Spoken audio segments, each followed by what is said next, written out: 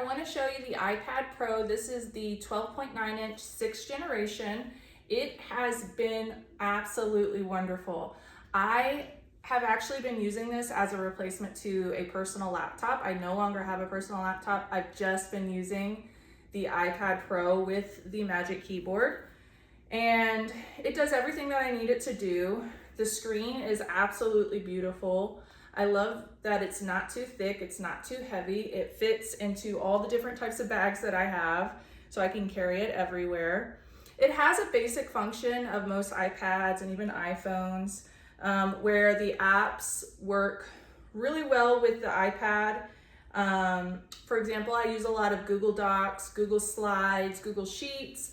I also use Microsoft Office, Google Chrome. Those are the ones that I use the most, and it works seamlessly. You can download those apps, sign in with your username, and everything is there, as well as Google Drive. So you can save documents on here and upload them to different areas. So if you have to upload an attachment to something, you can do that on the iPad Pro. The camera is really great.